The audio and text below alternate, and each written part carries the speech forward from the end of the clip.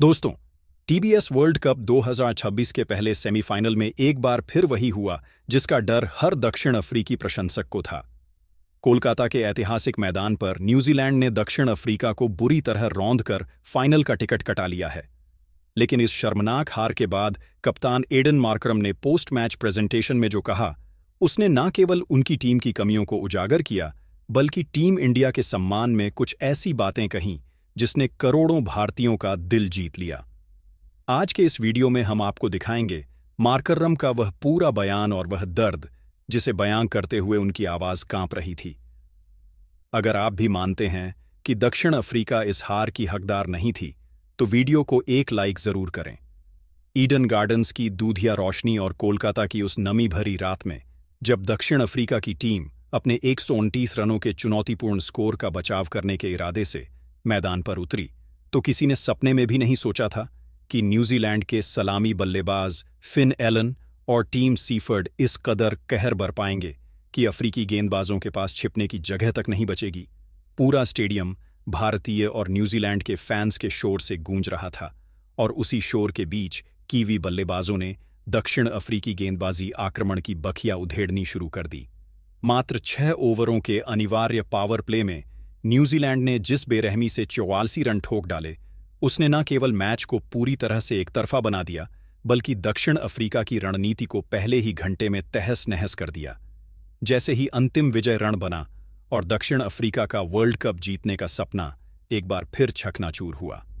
Aiden Markram जब post match presentation के लिए माइक के सामने आए, तो उनके चेहरे पर वही पुरानी चिढ़ परिचित मायूसी और टूटे हुए दिल के भाव थे जो पिछले 3 दशकों से दक्षिण अफ्रीकी कप्तानों की एक दुखद पहचान बन चुकी है। मार्करम ने बेहद भारी मन और लड़खड़ाती आवाज में अपनी पीड़ा व्यक्त करते हुए कहा, मैं आज पूरी तरह से निशब्द हूं। मेरे भीतर एक गहरा खालीपन है और मैं कप्तान के तौर पर बेहद आहत महसूस कर रहा हूं। सच कहूं तो इस हार की कड़वाहट को पचा पाना मेरे और मेरी पूरी टीम के लिए इस वक्त नामुमकिन सा लग रहा है। बल्लेबाजी के दौरान हमारे मध्यक्रम ने, विशेषकर युवा डिवोल्ट ब्रेविस और ट्रिस्टन स्टब्स ने, कुछ शानदार शॉट्स खेलकर हमें सम्मानजनक स्थिति तक पहुंचाने की कोशिश जरूर की,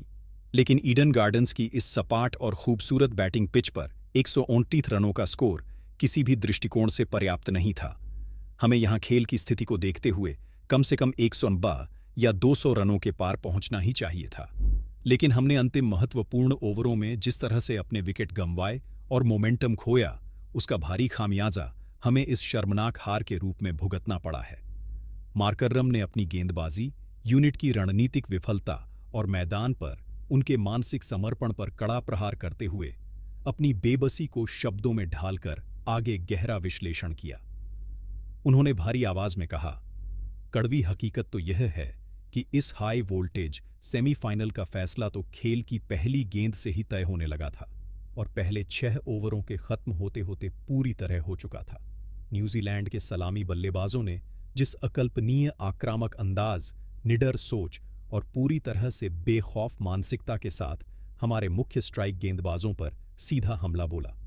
उसने हमारे पूरे डिफेंस को तहस नहस कर दिया। उस भीषण प्रहार के सामने हमारे अनुभवी और दिग्गज गेंदबाज अपनी लाइन, लेंथ और प्री मैच योजना को पूरी तरह से भूल गए।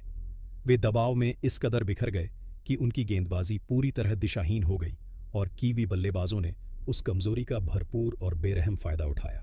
दोस्तों, आप खुद सोचिए, जब आप वर्ल्ड कप सेमीफाइनल जैसे करो या मरो वाले दबावपूर्ण मैच के पावर प्ले में ही 84 रन लुटा देते हैं, तो वहां से वापसी करने का कोई भी तकनीकी, रणनीतिक या मनोवैज्ञानिक रास्ता शेष नहीं रह जाता। हमारे पास कागिसो रबाड़ा की रफ्तार और लुंगी एनगिडी जैसी दुनिया के सबसे घातक और विश्वस्तरीय तेज गेंदबाज मौजूद थे, जिन पर हमें गर्व था। लेकिन आज के इस निर्णायक दिन पर उनकी गेंदबाजी में ना तो वह पुराना पैनापन दिखा, ना वह धार नजर आई, और ना ही वह अनुशासन दिखा जिसकी इस स्तर के बड़े मुकाबले में सबसे सख्त ज़रूरत थी।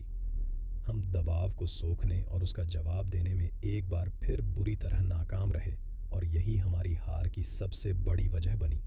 अपने पुराने व्यक्तिगत संघर्षों, टीम की वर्षों पुरानी दुखद नियति और चोकर्स के उस काले साए को याद करते हुए एडन मार्करम की आंखों में साफ तौर पर नमी